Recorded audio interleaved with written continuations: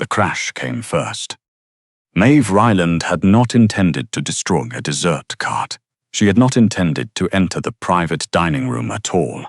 She had only intended to retrieve the March ledger that her predecessor had misfiled between two binders labeled Private, Do Not Touch, which, in hindsight, should have been her first clue. She had the ledger.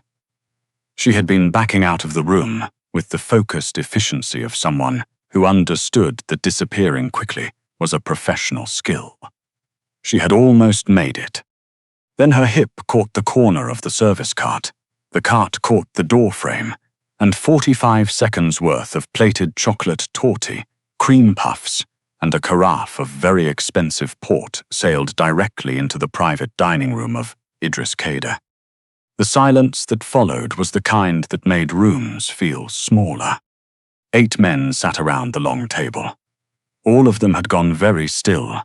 3 had reached, instinctively, for things beneath their jackets. None of them moved now. Maeve stood in the wreckage. A cream puff had landed on her left shoe. Chocolate sauce had made its feelings known across the front of her white blouse. She looked at the mess, then at the 8 men staring at her, then at the man at the head of the table. The one who hadn't moved toward anything, who simply sat with his hands folded and regarded her with the flat, measured patience of someone who had learned, very thoroughly, to feel nothing. She recognized him. Everyone who worked at the Crescent Club recognized Idris Kader. She looked down at the cream puff on her shoe. "I need to get that ledger back to the accounting office," she said, "before I can properly apologize for any of this." One of the men at the table made a sound. Not quite a laugh, more like a laugh that had gotten confused halfway out and wasn't sure it was allowed to be there. Idris Kader said nothing. Then he laughed. It was not a polished sound. It was not the thin, controlled exhale of a man making a social calculation. It cracked out of him like something that had been sealed behind a wall for a very long time and had found, entirely by accident, a way through. Nobody at the table moved. Idris pressed 2 fingers briefly to his mouth, as if checking whether it had actually happened. His eyes tracked back to Maeve Ryland, standing in the ruins of the dessert cart in the doorway, with chocolate on her blouse and absolute determination on her face. "Your name," he said. "Maeve Ryland. Accounting. I've been here 4 months." She paused. "I'm going to assume that answers the next question, too." Someone at the far end of the table looked at the ceiling. Idris studied her for a moment that stretched slightly longer than necessary. "Go," he said. Maeve went. She made it to the end of the corridor before her knees registered what had just happened and started a private protest. Behind her, through the heavy door, she heard the meeting resume. She did not hear laughter again. But she had heard it once. The kitchen staff knew before she got there. Word moved through the Crescent Club the way water found cracks. Silently, immediately, everywhere at once. By dinner service, every person on the floor was watching Maeve Ryland with the particular expression of someone who had witnessed something they would not have believed if they hadn't seen it themselves. The head of floor operations, a careful man named Desmond, who had worked the Crescent for 11 years, pulled Maeve aside near the linen closet. "He asked your name," Desmond said. "I know. I was there." "He doesn't ask." Maybe he's expanding his conversational range. Desmond looked genuinely alarmed by this possibility. Maeve changed her blouse and went back to her numbers. The Crescent Club ran on 3 things: discretion, routine, and the unspoken understanding that certain rooms had certain rules. Maeve had understood this in her first week. The accounting office sat at the intersection of the legitimate and the less than legitimate, and her job was to keep the books that would survive any inspection, which required both precision and the practiced art of not asking questions her supervisor hadn't invited. She was good at precision. She had spent her whole career being good at it and quiet about it. because quiet people got to keep their jobs, and keeping her job meant paying down the debt she had accumulated when her younger sister needed surgeries that insurance had treated as optional, and Maeve had not. She was not supposed to be noticeable. She had managed this successfully for 4 months. Then the dessert cart. On the third day after the dining room incident, Maeve arrived at the accounting office to find a message from Desmond. Mr. Cade's standing reservation had been updated. His service area now included her section. This had not previously been the case. She read the message twice, then she went to work. The thing she noticed first was that Idris Cade never looked at her directly when she was doing her job. He looked at whatever was in front of him, documents, a glass, his phone, and spoke to her without spectacle, in the same tone he apparently used for everything. Quiet, clear, final. Your port selection last Tuesday was different from the usual.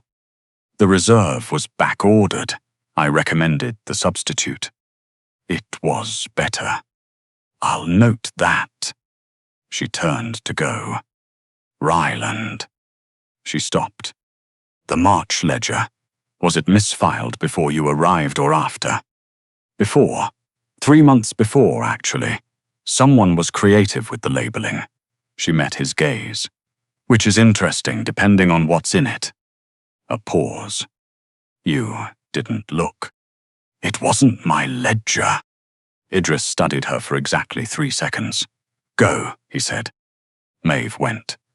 But she noticed, on her way out, that he didn't return to the document until the door had closed behind her. It became a pattern, not a dramatic one. Small moments, the kind that only register when you're paying attention, and Maeve Ryland, as a professional matter, paid attention to everything. You've been staring at that column for 4 minutes, she said one evening, passing his table with inventory reports she was delivering to Desmond's station. Idris looked up. I have one of those. Columns that won't balance no matter how many times you check them. She didn't slow her pace. Usually means the error is somewhere you stopped looking because you were sure it wasn't there. She continued to Desmond's station. 20 minutes later, Desmond appeared in the accounting doorway. Mr. Cade would like to know which column. Maeve looked up from her desk. Tell him it's the one he trusts most. She heard, from somewhere down the hall, a short, quiet exhale, not quite a laugh. Something in the same family. It was Loretta Cade who found Maeve in the staff kitchen one afternoon in early April. Idris's aunt was in her 70s. Sharp-eyed and well-dressed, the kind of woman who entered rooms without announcing herself and left them when she was ready. She sat down across from Maeve's lunch, as though she had been expected. You're the one who made him laugh, Loretta said.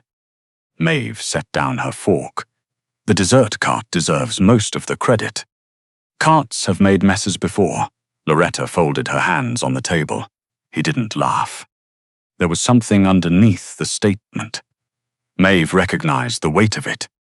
How long? She asked. 6 years. Loretta looked toward the window. His brother's name was Bram. Maeve went still. He was 26. He loved restaurants, the actual work of them, the noise, the timing, the way a good dinner felt like an event instead of a transaction. A faint smile, there and gone. He wanted to open his own place, something small. He used to come here and drive the kitchen staff insane with suggestions. Outside, rain had started against the kitchen window. The night it happened, Loretta said, Bram was at a meeting he wasn't supposed to be at. He was covering for Idris. There was a threat, and Idris was delayed, and Bram said he would handle the introductions. Maeve understood without needing the rest of it. Idris got there in time to be too late. Loretta's voice did not change pitch, but something in it settled differently. He has run everything since then, the way a man runs something when he believes that caring about it makes it vulnerable. Tightly, quietly, without exception. Maeve said nothing. I'm not asking you to fix him. Loretta's voice was gentle but precise. People are not broken equipment. She picked up her bag. I'm telling you because you looked at him last Tuesday and you didn't look afraid. In 6 years, almost no one has managed that. She stood. I thought you should know why it matters. She left. Maeve sat with her lunch cooling in front of her and thought about a 26-year-old who had wanted his own restaurant, and a room full of people who had learned to lower their voices, and a laugh that had surprised itself back into existence over a cream puff and a misfiled ledger. The staff had been watching Maeve for 2 weeks before they decided what to think of her. The decision, when it arrived, was not made in her favor. It started the way these things always start, with someone who needed a reason and a story small enough to spread without evidence. By the middle of April, the evening shift had developed a collective opinion that Maeve Ryland was not, in fact, simply doing her job.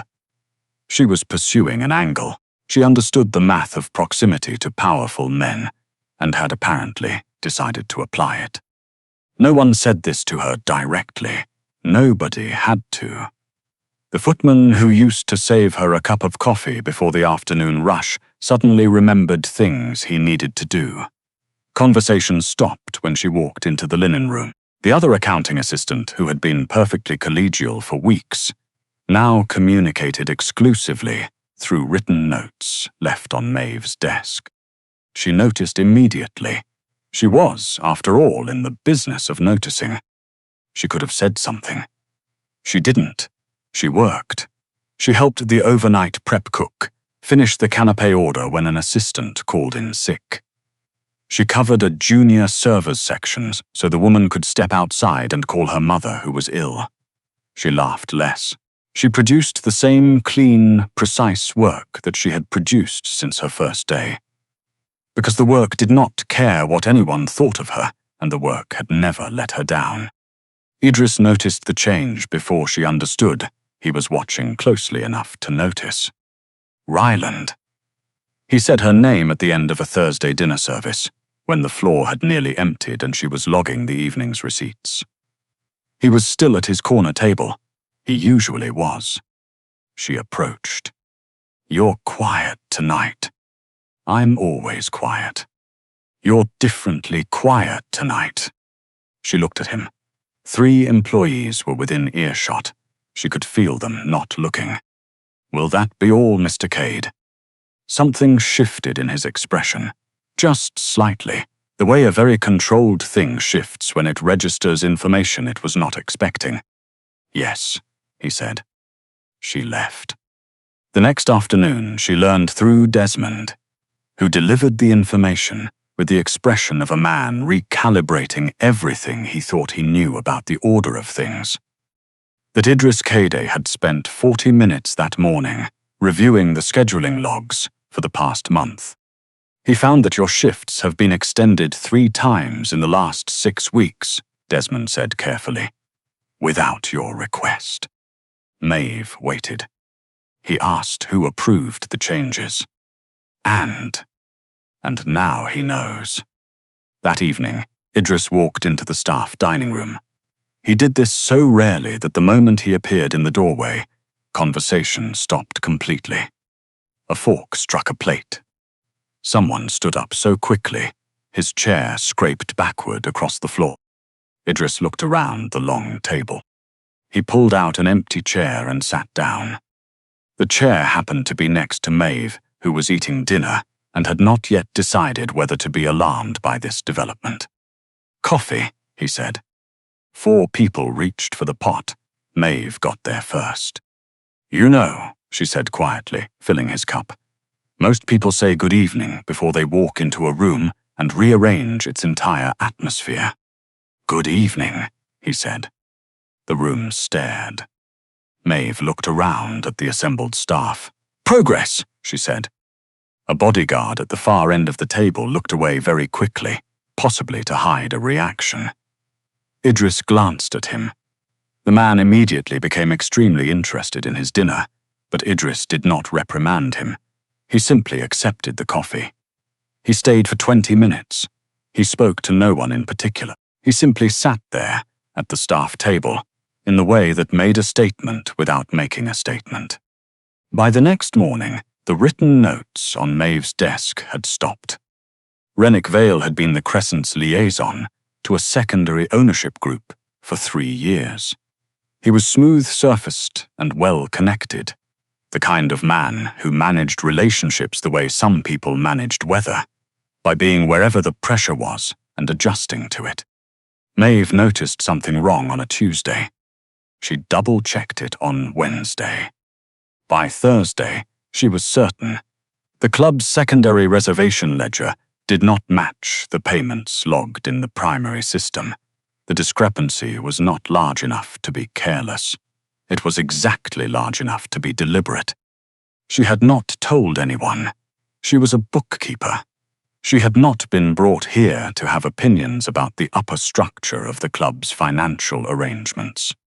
She told herself this very firmly on Thursday afternoon. While Rennick Vale, they stood in the accounting doorway and watched her work with the particular attention of someone who had just realized. She had been looking at something she shouldn't have seen. "Miss Ryland," he said, "I'd like to go over the Q1 reports with you." Of course, she didn't look up. "I can have them ready by Monday." "I was thinking tonight."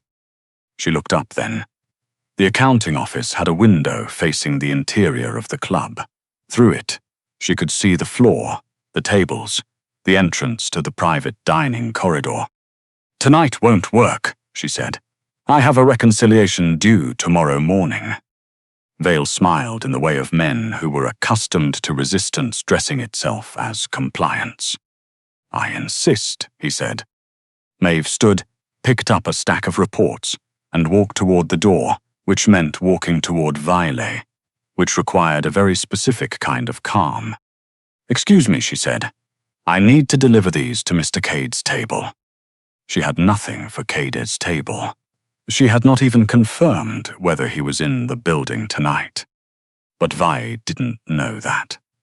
The name landed the way it always did in this building, with enough weight to move a man's feet, without him noticing they had moved. He stepped aside. Maeve walked out. She found Idris 2 minutes later in the bar alcove off the main corridor, speaking quietly with 2 men she didn't know. He looked up when she entered the space. Something in his expression registered immediately that this was not an ordinary errand. "I need to speak with you," she said. "When you have a moment." One of the men with him began to say something. "Now is fine," Idris said. He listened without interrupting. That was the thing.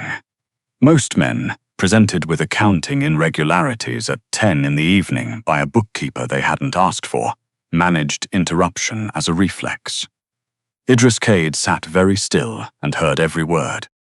"Then, you've verified this." 3 times. "How long have you had it?" "Since Tuesday." "And you came to me Thursday because I thought it was my error first."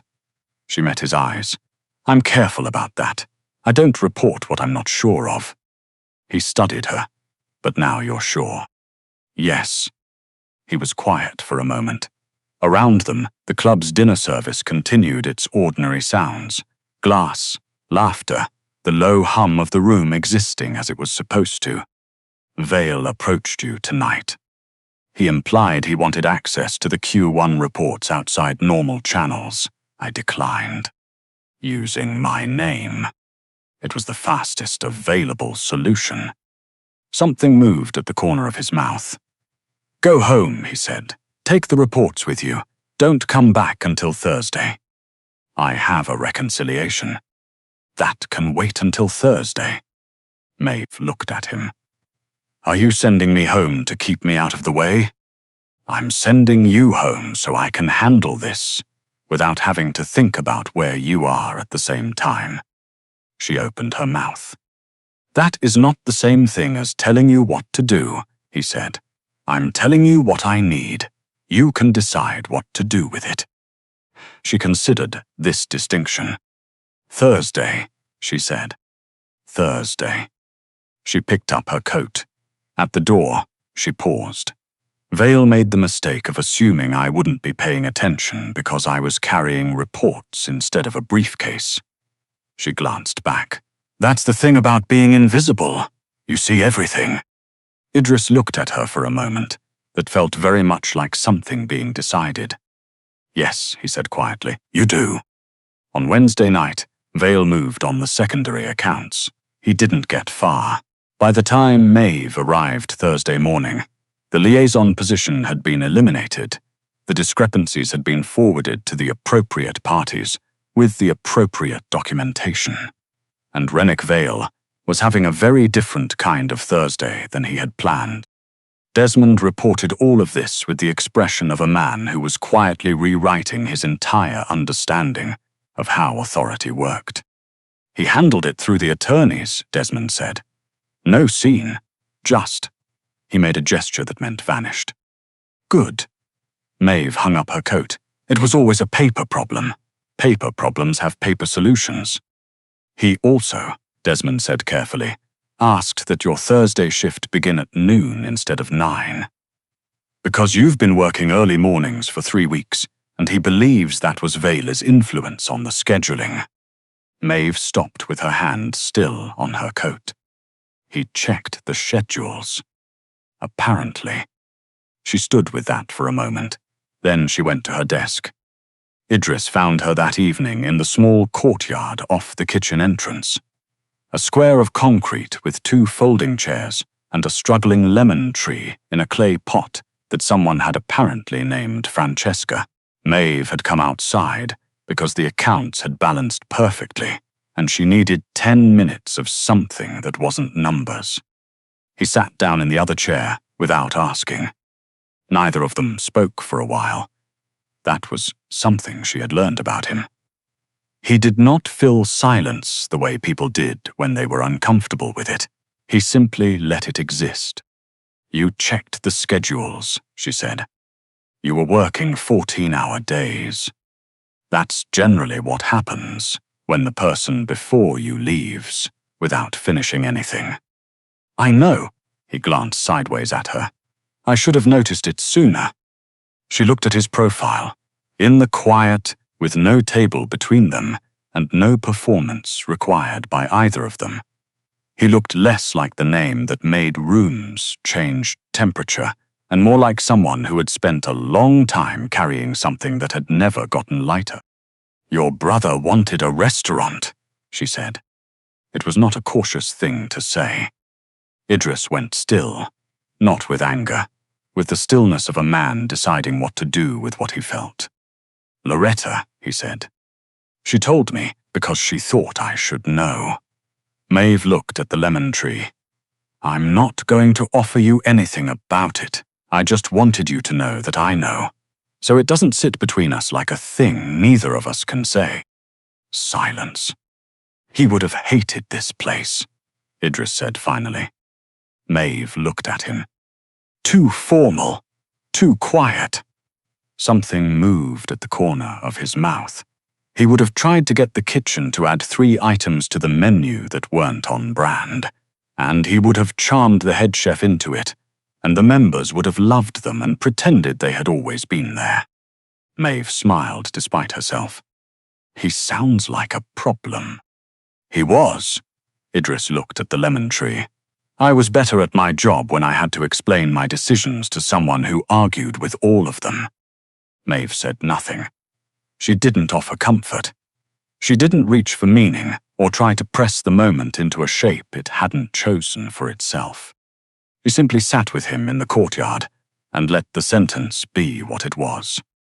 After a while, Idris said, You're considering a position at the Vantage Group. Maeve went very still. You overheard. I was informed. I have a financial interest in their building. He said this without particular pride. The offer is better than what we pay here. Yes. You haven't accepted. No. He looked at Francesca the lemon tree for a moment. Maeve had the distinct impression that he was composing a sentence that was not, for him, a natural kind of sentence to produce. When Vale moved on you, he said, And you needed a name to get him out of the doorway. You used mine. It was the practical choice. You walked toward him instead of away from him. The door was in that direction. Ryland. She looked at him. I have run this operation for 6 years on the principle that attachment creates vulnerability. He turned his head and held her gaze. You are currently the vulnerability in this operation that I am least interested in eliminating. Maeve felt the specific pressure of the air between them change. That is the most backhanded thing anyone has ever said to me, she said. It wasn't meant to be poetic. It was a disclosure. His voice was very quiet. I'm telling you because you've been careful not to assume things, and I don't want you to assume nothing. She looked at him for a long moment. I have medical debt, she said. My sister, I'm paying it myself. I don't want it solved. I want it paid. I know. If you ever touch that debt without asking me first, I will audit every account associated with your name back to the day you opened your first one. Everyone. Something happened to his expression then. Something that gave way slightly at one corner and let through a quality of light she had not seen there before. That, he said, is genuinely frightening. Good. She held out her hand. He looked at it. Shake it, she said, like a person. He took her hand. His grip was careful, the grip of someone who had learned to calibrate the force of things. I'm not taking the vantage position, she said. No. No, their books are a disaster, I looked. Idris laughed. It was easier this time, less like something finding a crack in a wall and more like something returning to a room it had tentatively decided to live in again. He did not let go of her hand immediately, neither did she. A year later, the Crescent Club was louder than it had ever been. Not chaotic, not careless. Simply alive in the way places become alive when the person who sets their tone starts to remember that rooms are for people, not performances. Idris, Cade still ran his operations with precise efficiency. He still possessed the quality of stillness that made reckless men reconsider themselves. But he also, now, knew the name of the lemon tree in the courtyard. He had learned it because Maeve Ryland had introduced them on a Thursday evening in April, very formally. And it had seemed impolite not to acknowledge the introduction. He also attended, on a Saturday in October, the soft opening of a small restaurant 12 blocks from the Crescent. The space was not fancy. Exposed brick and mismatched chairs, and a menu that had been argued over extensively and revised twice. It was called March, which Maeve had chosen, because March was when the ledger had been misfiled, and misfiled things, she maintained, were sometimes just waiting to be found somewhere better. Loretta had cried at the name. She had done this quietly, in the back hallway, where she thought no one could see her. Maeve had been watching. She usually was. Idris stood near the front window after the last guest had gone, and the staff were cleaning up, and he watched Maeve explain to the sous chef why the dessert menu needed one more option, using her hands to demonstrate something about portion size. She was wrong about the portion, technically. She would figure that out by next week and adjust without comment, because that was how she handled being wrong, quietly, immediately, without making it anyone else's problem. Loretta appeared at his elbow with 2 glasses of wine. She's going to argue with your kitchen staff for the rest of her life, Loretta said. Yes. And yours. Yes, he accepted the glass. Loretta was quiet for a moment. Outside, the city made its ordinary sounds. Bram would have liked her, she said.